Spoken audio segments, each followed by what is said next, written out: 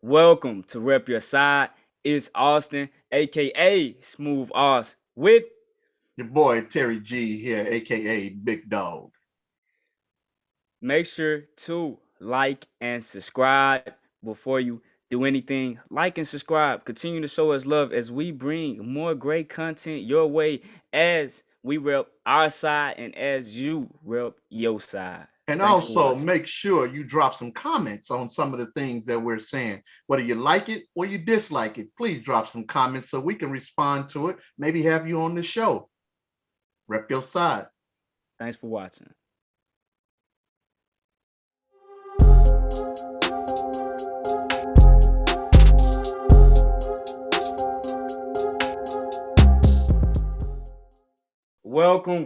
Welcome to a special edition of Rep Your Side. I have my guy Terry G, aka Big Dog in the building. But I have a special guest on with me today, and Coach James Lewis of the Jim Hill High School athletic director. Also, introduce yourself, Coach. Hey, how's it going, Austin? And also Big Dog. My name is James Lewis. I'm the head boys basketball coach at Jim Hill High School. I'm also the school's athletic director, and I also teach IB health and physical education. So definitely glad to be on today.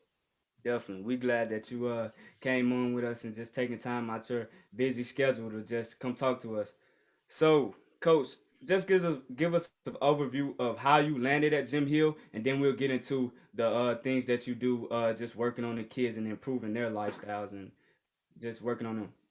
Gotcha. It's every I think every not only every teacher but definitely every coach has a story. And so when people ask me how did I get to Jim Hill, man, my story is pretty unique. I actually started. I went to Warren Central High School in Vicksburg, Mississippi, and I got the blessing to be able to come back as a teacher and a coach at Warren Central Junior High School, which is where I started my teaching and coaching career. I was the assistant boys basketball coach for the junior high team, and just kind of caught a break. The head coach at the time, he and his wife actually worked for the government, and she got a promotion, I believe, in the state of Alabama. So they moved that following year. So basically, I went from the assistant coach to the head middle school coach. Well, the next following year, the ninth grade basketball coach at my alma mater, Warren Central High School, he actually left to take a different job, and so I got a call from the varsity head coach and asked was I willing to be the new head ninth grade boys basketball coach and also his varsity assistant. And I actually thought about it. I was actually in Dallas, Texas that weekend with my older brother, just kind of hanging out with him because I don't get a lot of time to kind of see him and hang out with him. So I got the call. I immediately called my middle school principal, and he told me to just take the entire weekend and just kind of think about it. And long story short, I did accept the offer.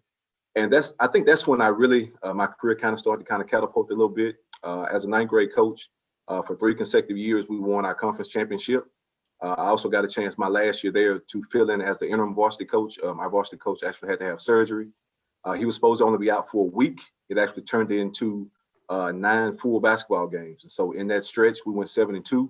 I got a chance to run the program, kind of make some changes. And it really solidified my belief that I was ready to be a varsity head coach. After that last championship year, I applied to Jim Hill, got the job offer.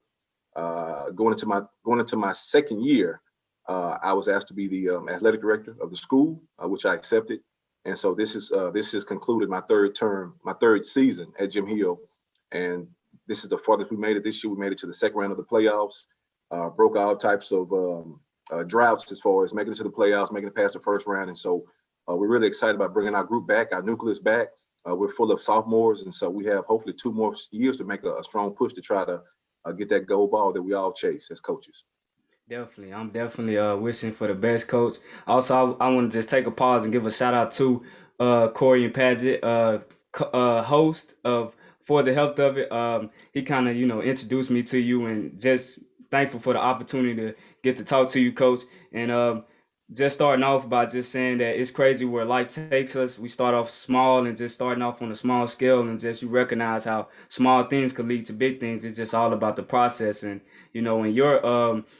in your journey, coach, is actually been very fast moving. If you think about it, in the span of is it now 8 or 9 or Yeah, nine years? this is going into my 8th year total in education and coaching. So yeah, I think you're really right, man. A lot of coaches it may take 10 to 15 years to get where I am. And so I definitely, don't take the opportunities for granted. And I always tell my assistant coaches all the time, it's pressure on us to always do the right things, man, because, a lot of folks don't get these opportunities as quickly. And so, you have to do what is required of you to maintain these positions and also represent the best of your ability for the school, the program, and also be a good role model for these student athletes. So I definitely take it seriously. Correct. So I'm kind of going to flip the scale right fast. You said you came from am I right, Vicksburg, Mississippi? Correct. Right. Yeah. So you come from Vicksburg, you kind of, if we being honest, coach, you started out, if we go back into the day, I actually listened to For the Health of It podcast, and you said actually you were a football player and you played the position of wide receiver. Am I correct? Man, you did your research. Yeah. Yeah, definitely. I did when I was a wide receiver. We won a district championship my senior year. So, man, honestly, I had the dream of trying to play college ball, man, as a wide receiver, but that didn't pan out. But man, growing up, my love was football. It was. Yeah. So I'm going with this question, coach. Being that you had that football background and you said you kind of didn't play basketball at the time, which is understandable. You were a football standout, if I must say so myself. So my question is, why didn't you kind of flip over into football more so of basketball, and how did that? Was it just more so circumstance?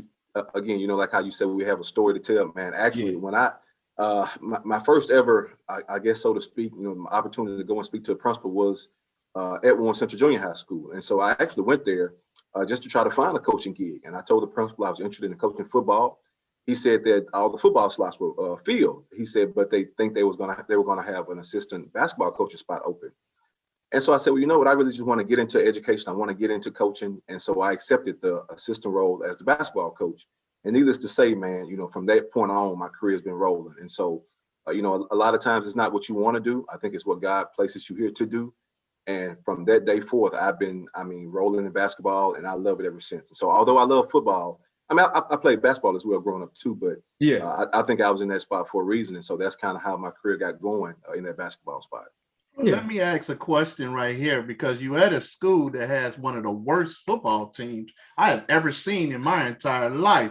I don't understand how you didn't become the football head coach to try to turn that system around. I think it's a lot of challenges in the area that we're in. And I can say this, I think our coaches do a great job of dealing with the lack of resources that we do have in the area. And I tell people all the time, records don't really dictate a lot, although the outside people do see records.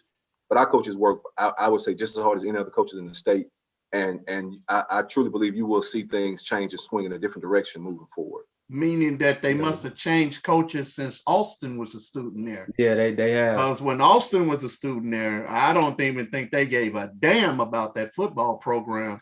It might have just changed over within the next couple of years or so.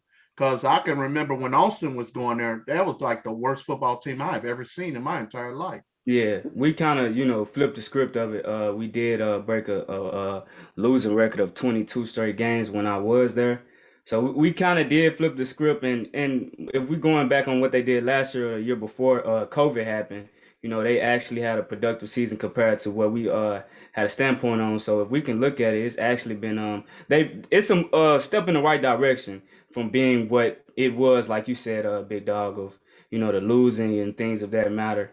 So it's kind of in a step in the right direction, if we being honest. So we just only got to see what comes next with the future of Jim Hill football. So, but moving back on to it, coach, and the basketball side of it, I kind of want to get into more so of the kids, because this is what we are here for, and just the development of young men. So, this is just something that's been on my mind lately. Three point shot has been like the big kahuna of basketball, and we've seen it just trickle down to high school basketball. So my question to you is, is the mid-range shot still effective in high school ball, or is it not? It seems non-existent today. What do you got to say about that? And maybe hold on before you make that answer too. Maybe I could piggyback on that. Defense, because I always used to think that defense wins games. You know what I'm saying? I understand we all got to put points on the board, but defense wins games. 9 times out of 10, we looking at on the professional level, college level, now high school level, everybody want to run up the score. I'm trying to figure out, well, when is defense going to come in effect? You know what I'm saying? So do your program includes all, meaning we can focus on the three, we can focus on the mid-range, but we got to focus on defense too. Because if we scoring 120 points and they scoring 120 points, somebody got to stop somebody. What do you feel about that, Coach? I correlated to this, and it's I think the first thing that just popped to my mind was I was watching an NBA game highlight, and they showed it was a fast break, and I want to say it may have been either the Milwaukee Bucks or maybe the Toronto Raptors, but it was basically a 3-on-1, and this team was down by 1 point, and it was like it was ticking down 5, 4, 3. They had all three guys, instead of pushing it down for a 3-on-1 layup to win the game, they spread out to the 3-point line and took a bad 3 and lost the game by 1. So I said that to say this, as to answer your question, Austin, the mid-range is effective. I think what's popular nowadays, not saying it's right, but what's popular is the long ball. Steph Curry, Klay Thompson, all these 3-point shooters, they make the NBA look so much more fun. They make basketball look so much more fun. But kids on our level sometimes fail to realize that these guys live, breathe, and sleep basketball. They wake up and work on their craft day in and day out. The lowest percentage in basketball is a 3-point shot. Now, I'm a fan of, we definitely try to pick up the tempo, but at the same time, we don't let you touch the court if you don't play defense. So to answer both of you guys' questions, we focus on defense first, defense second, defense foremost. We always train our kids that offense comes off of defense. And so we're a team where we up tempo, we press a lot, we trap. We try to dictate pace. And I think when we do a good job of that, we're very successful. We work on our press breaks because the old adage is if you like to press, you don't like to be pressed. Well, I teach my kids, we're going to press, but also be ready for teams that press us, and we're going to get layups. And I tell kids all the time, if a team wants to press us, they are telling us to get a layup, get a tough layup. And that's what we focus on. We don't take bad threes. We don't jack up long range shots. I'm an old school coach that believes in pick and rolls. We want to get that ball down to our dominant big guys. We want to get mismatches in space and try to attack the paint. And so, although I do have a saying, if you're open, we want you to shoot the ball, you're not going to see us take 1,000 3-point shots a game. We're going to focus on defense, making you play faster than you want to play, hopefully turn that ball over and get easy baskets in transition. Correct. So just moving back to that, what you said about the 3-point shot also, because I did see y'all, one game which y'all were very hot on was the Wingfield game. I watched that game and the threes were raining in. So how do you feel when they're hot from the 3-point line? That's a question I want to ask also, yeah. Well, like I said, in that Wingfield game, and it was, probably one of the most fun games I've been a part of, just to kind of sit back on the coaching seat and see those guys. I mean, our guys, I think we shot the highest percentage of 3-point shooting in that game. I mean, that was the highest I think as a coach I've had. Yeah. And I think it's fun when you have your kids out there celebrating, high-fiving each other. I mean, the Nets were on fire. And so I'm a coach to where if it's working, I'm not going to stop it. And so I basically told them, let's not fall in love with it, but if it's open, keep on letting them fly. And I think that whole game, we may have only missed 1 3, maybe 2, but we were red hot. And so I think we ended up winning that game by almost 30 points. And it was a blowout, the 3-point line was really a deciding factor in that. And my thing is, when those guys are hot, I don't want to take that out of there. I don't want to take it out of their arsenal. And so I mean, as a coach, I get excited to see our kids get excited. And so that was a fun ball game. Yeah, correct. So that was just something that was on my mind. Moving on. Kind of just talking more about the kids also. I'm gonna go back to a guy, KJ. His name's Cavante Jefferson. He just recently came off coming in second, and I believe it was the 200 in the state championship. I was there with you, but my question is, how do you feel about these 2-sport athletes? And I'm gonna move on and ask another question after that. Well, if you ever pay attention to like a lot of these professional athletes, and not trying to make a correlation between high school or pro, but if you do your research on players like Ezekiel Elliott or LeBron James or Allen Iverson, all those guys play more than one sport. And so I'm speaking for as the head boys basketball coach and also as the school AD, I'm all for kids testing out or seeing what they're good at. I think the more sports you play, the better opportunities you may have to play on the next level. And so I'm never one of those coaches to where I tell kids, look, don't play this, don't play that, because who knows? Like, one of my former coworkers, he was a basketball star in high school. He didn't pick up a helmet until his senior year in high school, and ended up playing for the Denver Broncos. And so, it just you can't really minimize these kids' chances and opportunities. And so I'm all for multi-sport athletes. I think it teaches them a lot about commitment, dedication, hard work, and also understanding how to be organized and manage their time. So I'm all for it. I'm all for Right. it. Let me ask a question, because I remember back when I was in school, when I played football, our coach, we had to do wrestling, football, and track. And he said, and his reason was wrestling is going to make you stronger. Track is going to make you faster. So when you get on that football field, you're going to be an all around definite athlete. So I agree with you on that. Me personally, I would encourage my kids, definitely if you're on the basketball team, please play, try out for the track team. You know what I'm saying? Because that's going to make you so much better running up and down that court. Your stamina is going to stay up, and so I agree with you 100% on that one, because I can remember back in the day, we had to play multiple sports. That it was recommended for us with the coaches. They wanted you in wrestling, they wanted you in track. Right. Yeah. And I have, I think Austin spoke about Coach Paget earlier. We have a really good relationship. Coach Paget is our cross country coach as well as our boys track and field coach. And so we didn't have cross country this year due to COVID, but he does a really good job of working with our athletes and with my basketball players. I ended the season with 14 players on the roster. Out of that 14, 10 ran track and field. And so, it just, with such a high number of kids participating in track, it just really gets them ready for our summer league. And so we really work hand in hand with our athletes, because I want our athletes to go and help out his team. And retroactively, he helps us out as we get ready for summer workouts. And that's good. Yeah, and speaking on summer workouts and all of that, we know the kids with two-sport athletes, the two-sport athletes are, just working hard year round in different sports of that matter. So that I ask you all this to say that, going back to that, kids nowadays, two-sport athletes, but then in the long term, we look at them, are they becoming more injury prone to these two sports that they played? We go back to some huge injuries. I'll just say Odell is one. In the basketball side, we look at Kevin Durant. We just think about how AAU, we think about that AAU ball, summer track, all of these things. These kids are doing this 24/7 year round. You think about it, they truly don't have a break for, let's say, only a month or so. In some instances, can that be troubling, in the long term? When we think about it, they doing these things. Let's look at Zion. He's always injury prone. I don't want to speak on him bad like that, but he's been playing basketball year round and things of that matter. That's why I kind of want to ask you, how does that affect them in the long term, or is it just depending on the actual athlete? Right. And medically, it's hard to say because I know when I was growing up, man, I did everything, especially in the summer.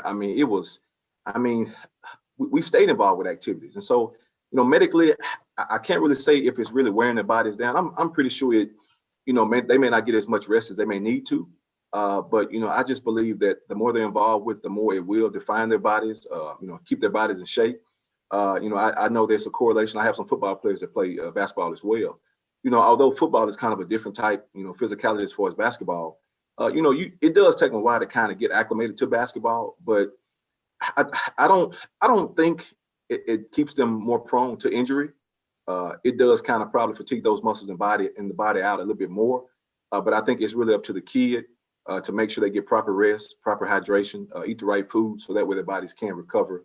But definitely just as a correlation, even for basketball, I think basketball has turned into something that's year round. When I was growing up, basketball was a defined season. So now basically we may get only one true month off, but pretty much from August when school starts to the end of June when we basically finish summer workouts, we only have July off. And so that's just kind of, it's just kind of how things are now. And really, if you don't adjust or get with it, you kind of get left behind. Yeah, that is correct. That is correct. I can truly agree with what you're saying. So just going back to the Jim Hill program, how did you kind of just change this around? Because we know in the first couple of years it was kind of a struggle, and now that we seen, you stated earlier how y'all made it to the second round of the playoffs this year, losing to Pascagoula by just 7 points. It was a close game throughout. How did you rebuild this program into the structure as it has been, being that we know that Jim Hill was prided on basketball for many years? Right. I think the toughest part when you take over any program and you're trying to restore it or rebuild it, you really have to get players like-minded to the identity that you want to have with your program. I think the toughest part was to really understand that a lot of those coaches kind of had a lot of those kids had a different mindset. They were under a different coach. And so, they kind of, understood that philosophy. And I think, when a new coach comes in, it takes time to say, look, we're going to do this way, we're going to do it that way. Even so, to speak things about discipline, I checked on kids, make sure they went to classes. I had a rule: if you don't go to class or you get in trouble in class, you're not going to dress up, you're not going to play. Little things like that. Although at first it was like, bumping heads. Eventually, those kids would either get kicked off or weeded out. And I kept saying, we're moving forward. We're not trying to regress. And just really laying your identity and your foundation down. Not accepting or allowing kids to waver between that. Basically saying, this is the line. This is what I want you to do. Either you're going to stay behind this line or you're going to cross, and we're going to have some consequences. And so I think discipline and structure was number one.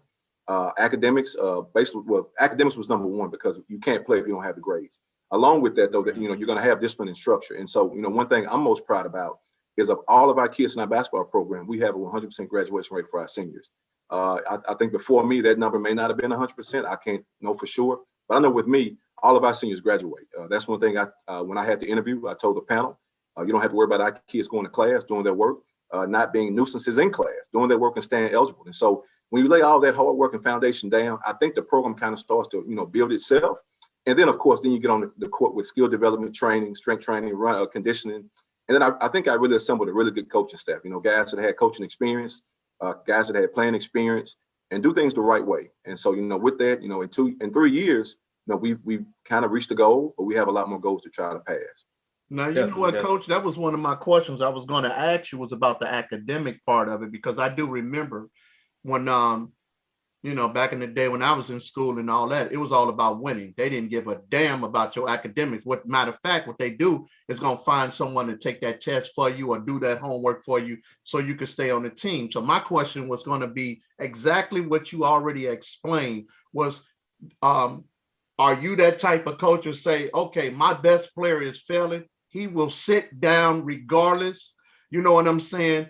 I was going to answer, and this is a true story. I think my first year, we were actually headed into a game with Terry, which was at the time, and Austin could tell you, that's our district opponent. We changed districts since then. Yeah. Right. And Terry actually had, actually a former Jim Hill player on their roster. And so, as bad as, our kids knew that was one of those games we really, really, really wanted to win. And so, with a player that used to be at Jim Hill and now went to Terry, everybody kind of circled that date on our calendar. Well, our starting small forward on that day of the game chose to skip class.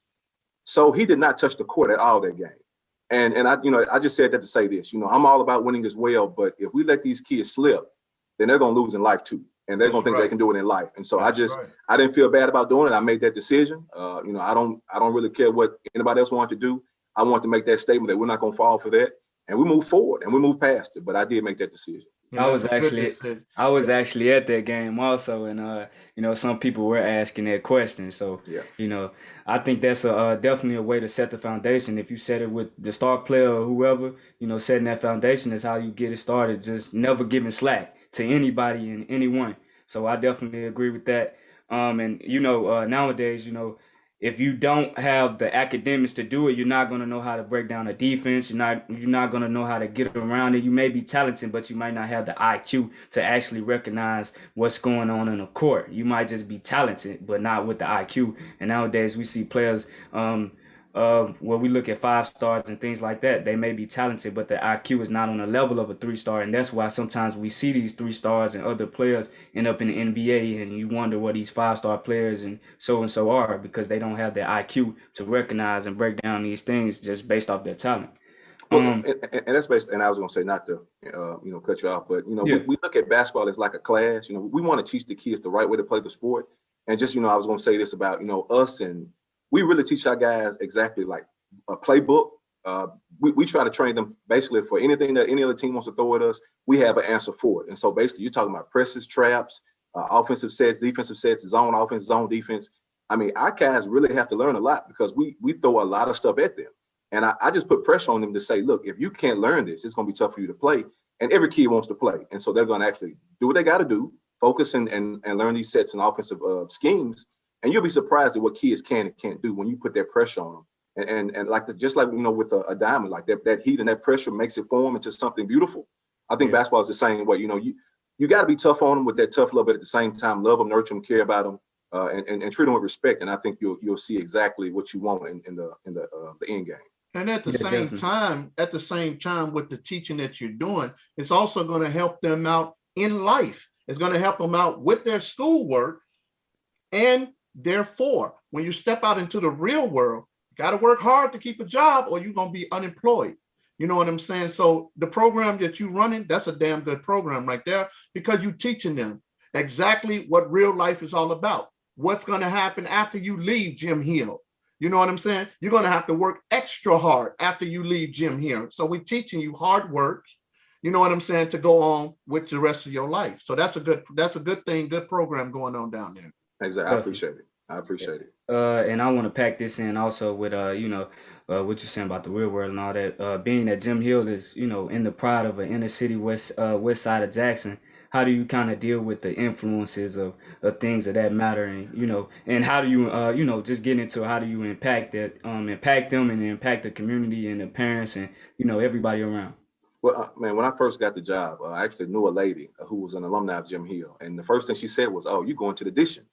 I never knew what the addition was, but it's basically the community, right behind the school. And so I'm gonna tell you, it's a lot of people may say that the cemetery right in front of the school is a distraction, but man, the first time we basically call it a tiger run. And so basically the first workouts we had was actually the kids running around the cemetery. Yeah. Before they took off running, I just kind of was thinking about it before we actually went to workouts that day. And I said, man, this cemetery is really symbolic of life decisions and life choices. And so I told the guys, every time you come around this block, look at this cemetery. You can either choose to go left or choose to go right. But the decisions you make will either keep you on this path of righteousness or it could possibly lead you to being in the cemetery. And so we use it as a metaphor for us to say, look, we're going to try to always do the right thing. We're not going to be perfect, but if we continue to listen to our role models in our life, listen to our parents, listen to our coaches, listen to our teachers, we can be okay. We may not go pro.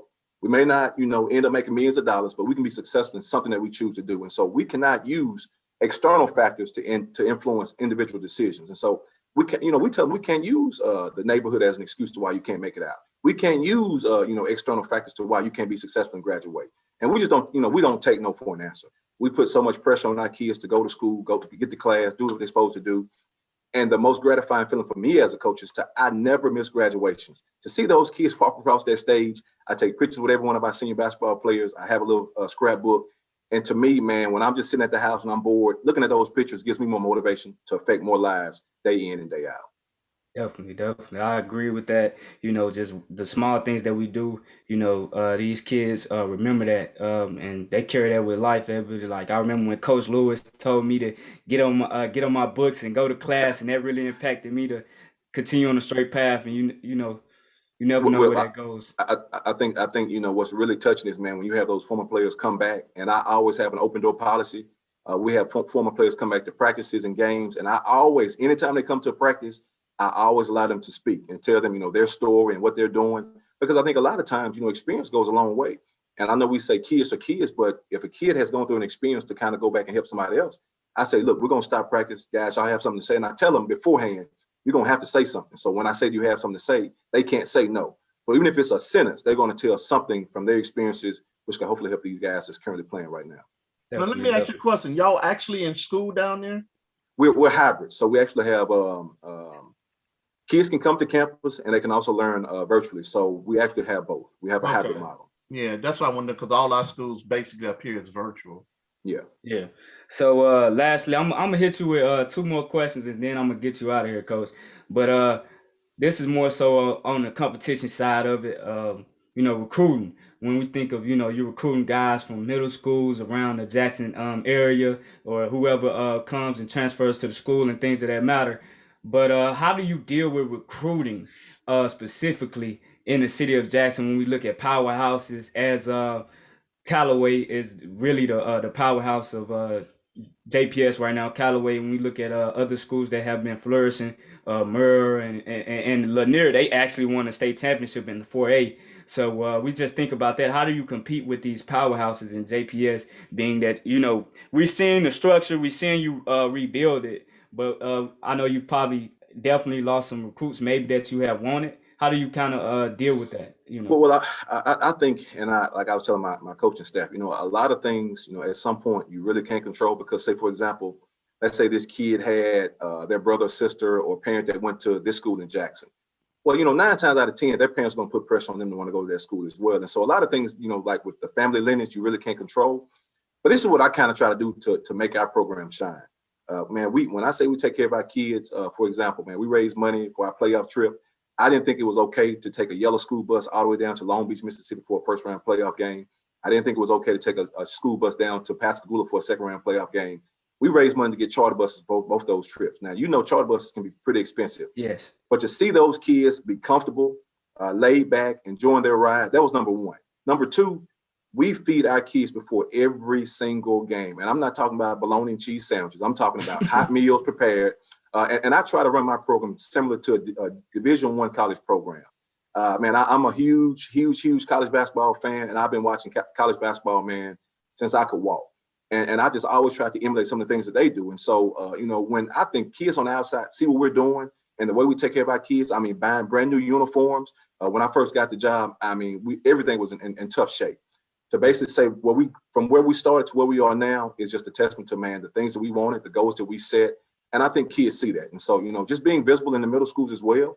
Man, I'm always at my middle schools talking to our feeder patterns about our program, what we can do, and also winning the 9th grade championship a couple of years ago. The first time, and I don't know how many years. I mean, it was a drought. And so, just seeing the positive things that we do, and I think that kind of bleeds into our middle school feeder programs, and they kind of see, and just creating a buzz to where kids do want to come and play for us. And so that's really what we try to do. And that's funny that you said that, because I can understand y'all in the inner city down there. The schools up here, because I'm from Chicago. All our schools, like you just said, when you're going for competition, it's always Greyhound buses. There ain't no yellow school bus taking them nowhere. 2, all the players are given the same shoes. So the whole team has the exact same shoes, brand new uniform. But because of the fact we're in a big city like this, you got people like D Rose. He give back to his high school, Simeon High School. He'll buy them everything. You know what I'm saying? You got different players like that is going to make sure that money is put into those schools. So most parents don't have to worry about it. You know what I'm saying? Absolutely. So I kind of like that what y'all doing like this, because I remember back in the day, I'm just like you. I was a band member, president of my band in high school and everything. We did a lot of fundraising. And it wasn't just for the band. We did the fundraising for the football team if they needed something, for the girls basketball team, for the boys basketball team, the wrestling. It depended on what it was. We did that fundraising for that. You know what I mean? Because for some reason, the band can actually make more money than football team, basketball team, or whatever, because we was always putting on performance, always doing concerts. We was working for the mayor, the city of Chicago, for the mayor. So we was actually getting a lot of money. So we'd donate some of that money back, because all our instruments and stuff was always donated anyway. We never had to pay for instruments or anything like that. So the money we will raise, we'll give back to, like, especially if our basketball or our football team was performing well and going to championship, I would make sure they had everything brand new. So I guess that's the difference in the big cities than the inner cities that really don't have the money. So that's a good idea, exactly what you all doing, how you raise money. And it gives the students a thing to say, look, this is what we want. I want to be, looking just like all the rest of the school. So let's get out there and work. Let's bring that money in there. Let's, get out there and get that money so we can all look the same. We could all look decent. We ain't looking raggedy when we go to these schools. You know what I'm saying? Absolutely. And I think that's my philosophy since I've gotten the job, and even before I got the job, because one thing I always appreciated when I was a 9th grade coach, I was always allowed to run that 9th grade program as if it was a varsity head coaching program, as if I was a varsity head coach. And so I had my own fundraisers. I could basically do my own apparel orders. And so I just have an idea of, I want our guys to look uniform with everything we do. When we travel, when we eat, when we get off of a bus, I cannot stand to look different. And so that was one of the things I wanted to kind of stress about, when I became AD. We didn't have a centralized logo for the school. We had a bunch of different tigers. And so one of the things we centralized was our branding as far as the JH and the tiger head. So when the girls basketball team gets off a bus and I get off of a bus, we have the same logo. Another thing was, I tell like those guys, even though we're in a area where it may lack resources, we can work for what we want. When I first got the job at Jim Hill, we had no practice uniform. Basically, they were just basically practicing whatever. And so we did an immediate fundraiser to where we solidified practice uniforms. And so I just tell them, if you say you want something, you better be willing to put in the work, because if you say you want something And I said, guys, we're going to do it. You already know a fundraiser is coming down the pipeline. So just be willing to work. And the last thing was, even this past year, those guys said they wanted this or they wanted that. Man, we had a catfish fry. We were out in that sun for almost 4 hours.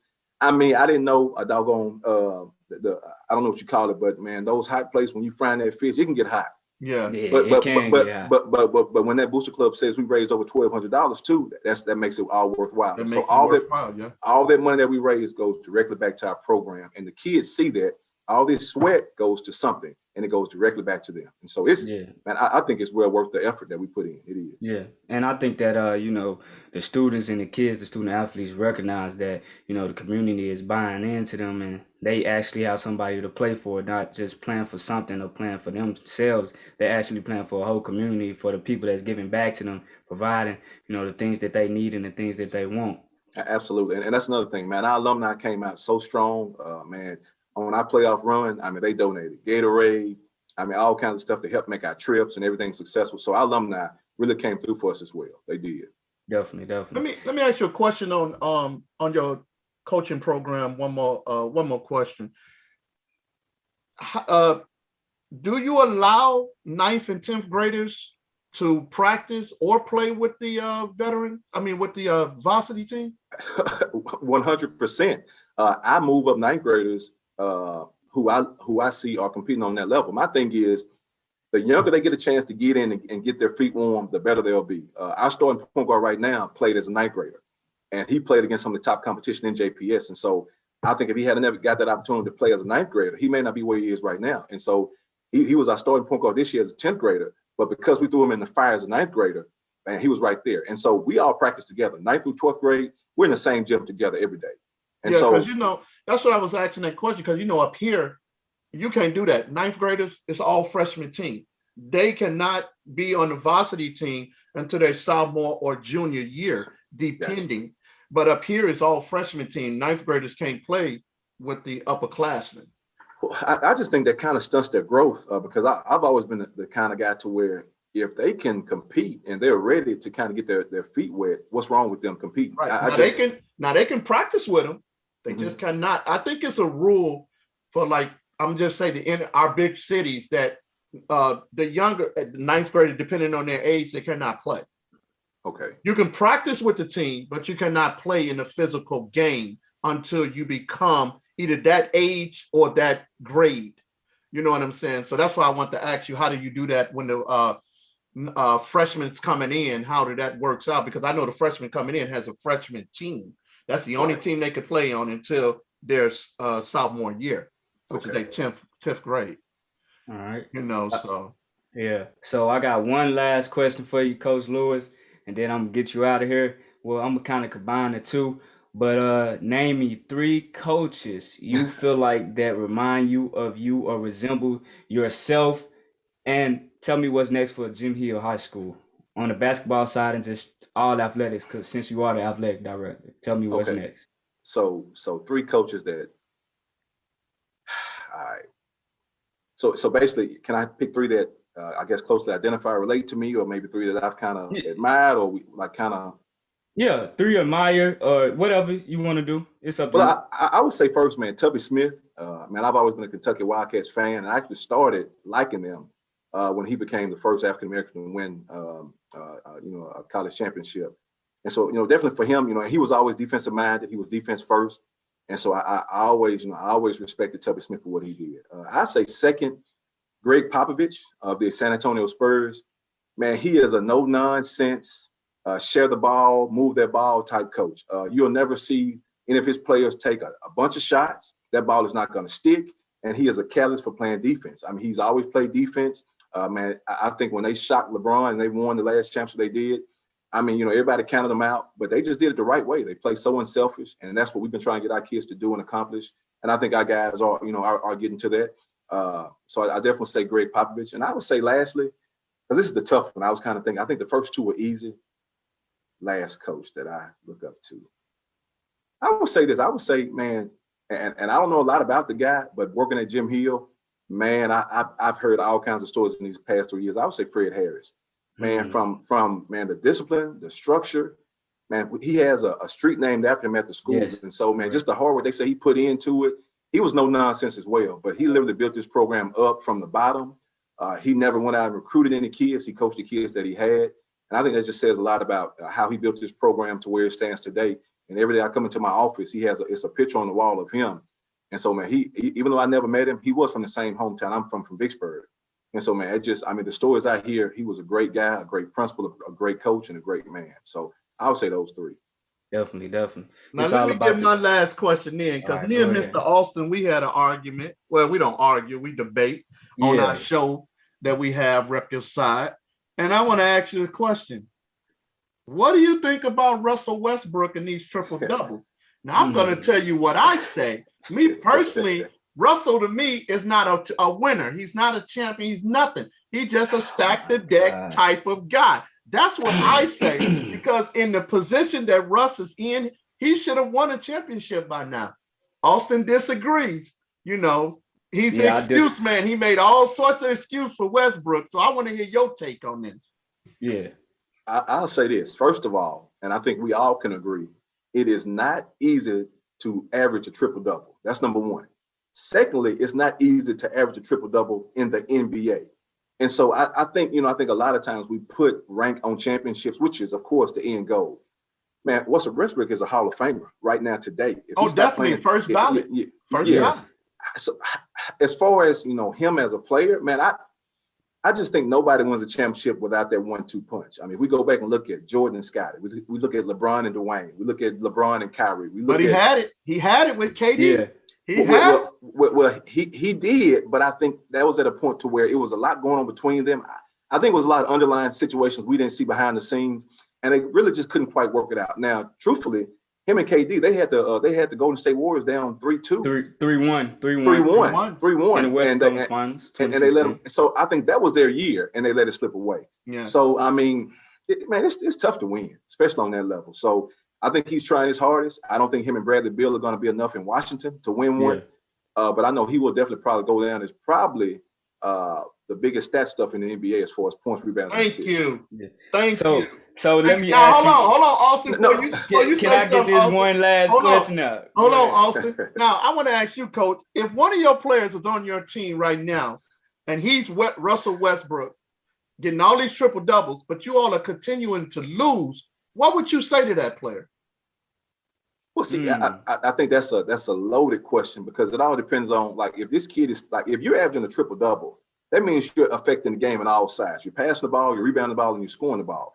So if you're rebounding, that means that's a side of defense. If you're passing the ball, that means you're getting other people involved and you're not being selfish. And if you're scoring, that means you're leading on the court by being a dog. So it all depends on the situation. I mean, I would tell the player, look, I mean, if he's averaging a triple double, I don't think it'll be on that player. I got to get on some other guys to help him out. Because if he's averaging a triple double, he's passing the ball, he's scoring the ball, and he's rebounding the ball. I don't think that's a negative. I don't see that as a negative. That's what I said. And Big Dog just said it was more of a stat stuffer type of thing. And I said he's getting everybody involved. He's involving everybody. So you can't really knock him for what he's doing. And most guys can't name a household name off their household member off their team except Bradley Beal. So that's my only thing with it. But last question, since we're on this topic, and then I'm not gonna hold you for too long, Coach. But the question is, will Russell Westbrook be remembered on down the line 20 years from now? Because a lot of guys are saying, he won't be remembered after this because he didn't win a championship. But will he be remembered is the question. Let me ask you this, Austin. Do you remember Charles Barkley, Patrick Ewing, John Stockton, Karl Malone? All those guys are NBA legends, and they didn't win one. So I think if you're being compared with Oscar Robertson, one of the greats, as and I think they're tied now with most triple doubles ever. No, he won it yesterday. Yeah. He broke it yesterday. So if he's in a conversation with Oscar Robertson and he just surpassed Oscar Robertson, we will definitely continue to talk about Russell Westbrook. And I'm gonna say this, not because of his triple doubles, man, he is the most intense basketball player I've ever seen play on the court. I mean, if I could get that from high school kids, man, that would be half the battle, man. Because I think a lot of times kids just don't have that dog in them. And I don't think you can train it. You can try to get a lot out of it. But, man, Russell Westbrook comes out on the floor. He has no friends. Everybody's his enemy. And he pushes his teammates to excel on the same level he is. So, I mean, I just like his personality on the court. I could watch him play all day. Now, he doesn't have a lot of help. But, man, just his tenacity, his ferocity, man, he is he is one of the most intense players I've ever seen in my life, other than Kevin Garnett. Cool. I like that. That's my guy, Oh, Russell. I'm a oh, Russell oh. fanatic. Go ahead. And I meant to answer your other question too, man. The expectations for Jim Hill basketball moving forward, man, making it to the second round and coming so close to getting to the Coliseum. Of course, team goals definitely get to the Coliseum, man, next year, which is the Final Four. We're returning pretty much everybody except 3 people. And the only thing is, those 3 are going to be 3 starters from last year's team. But I think those reserves and those backup spots can fill in nicely. And we're really excited about getting into a new district, seeing new district opponents, and really trying to make a push to that Coliseum in Jackson. So that's my goal for our team as well. Correct. So I don't mean to, cause some tension in the locker room or nothing, but who is a guy to look out for on Jim Hill High School basketball team? Man, I'm gonna tell you, man, I'm not big on dropping names, man, because we do it with a team approach. Yeah. Man, I'm telling you, everything we do is, it's all for one for all. And so I'm gonna tell you, man, I tell them all the time, the easiest way to tear down something is from within. Yeah. And so that's why, man, it's really gonna be a true team effort. Now we got some good young gunners from the past seasons. And we're really excited about those 9th graders that won the championship. We're really excited about those guys because they're a really good nucleus of kids. But I think we'll be highly successful if everybody buys into their roles, play to their fullest potential, and play for each other, not themselves. I think we'll be fine. So I tell people, man, just be on the lookout for the entire team of green and gold. If you see one flying down the court, you see us all. So just be on the lookout for our entire team. And my method would be to all of them too. Everybody on this team is a leader. When you find one member on the team falling off, you pick that guy up and let him know this is the direction that we're going in. We're all going in the right direction. We all leaders, and we're gonna lead ourselves to the championship. That's how you do that. And I think too, man, we have such intense practices. I mean, Austin, I wish you could come see it, man. I'm talking about from the start of practice to the end. We're constantly putting pressure on everybody to push the guy. Like we do a lot of competitive drills, dribbling, passing, shooting, scrimmaging. And before you know it, they start to, you have kind of brush ups because in practice, look, nothing is perfect, but it just pushes them to excel and push their teammates so much more that at the end of the day, man, like we talk about that diamond being formed with that pressure, when they do see that pressure in games, they see it in practice every day. And I'm a coach to where I believe practices should be way more harder and intense than games. On game day, I want to sit back and watch it because you've already gone through it in practice. And so I think, man, we put so much pressure on practice to where game day should be fun and relaxing. All I'm trying to do is just manage. I tell them all the time, I don't coach during games, I manage. I coach during practice. So you know exactly what to expect when we do play against somebody else. Let me ask you one question though, Coach, because this might be a good thing for you too. Do you ever pull up any old games and make them watch it? 100%. There you go, because that right there shows you. You see where this guy's at. That's what you're supposed to be. And you see what this guy's doing, playing defense. This is how you're supposed to be doing it. That would help a lot too. The easiest way to teach is to show them their own mistakes. And so, it's one thing to say, well, you didn't do this against this team. Well, you just show it on film. And so that way they cannot argue. They can't say, well, coach, I think you made a mistake. It's right there on film. And I tell them all the time, man, the eye in the sky never lies. That film never lies. And I'm pointing right at you. And so I think that's a really good teacher for us is the film. Yeah. Well, Coach, we're going to wrap it up right here. I just want to say you did an excellent job of answering our questions and being a Jim Hill alumni. I can't wait to see what's next for the basketball team and all the athletics, and just can't wait to hear old green and gold. I can't wait to hear it. But appreciate you again, Coach. If you got any last things, I'll let you go ahead and end us out and hit us out. Oh yeah, look, man, I appreciate you guys for having me on. And like I said, I'm just really excited about what we're doing here.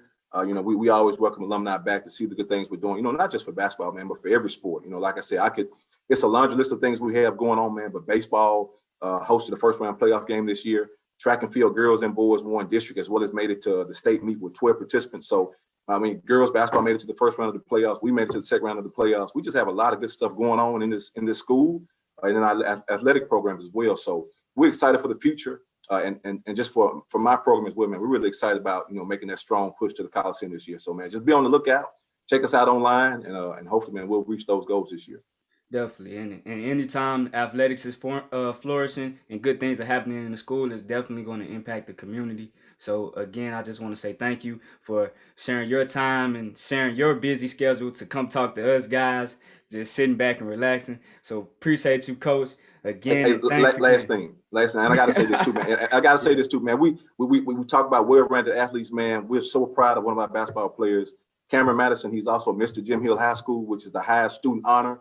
So, man, we're just really proud of having well-rounded students in our program. And like I said, I definitely want to give him a shout out, man, because he is Mr. Jim Hill High School. There's a lot on his plate while maintaining a 4.0 GPA and over a 25 ACT. We're definitely excited about him. You know, him as well as Anthony Womack. Those are our two graduating seniors. I'm definitely going to miss those two guys. Congratulations to them again. Hopefully they go on. Well, I know being just looking at their resume, they will go on and do great things. So just appreciate them and just tell them enjoy the moment, enjoy the memories, because it's nothing like high school and just Absolutely. wherever you go, just enjoy the memories and just have a fun time. So Absolutely. appreciate you again, Coach. Thanks again, Coach James Lewis. All right, guys.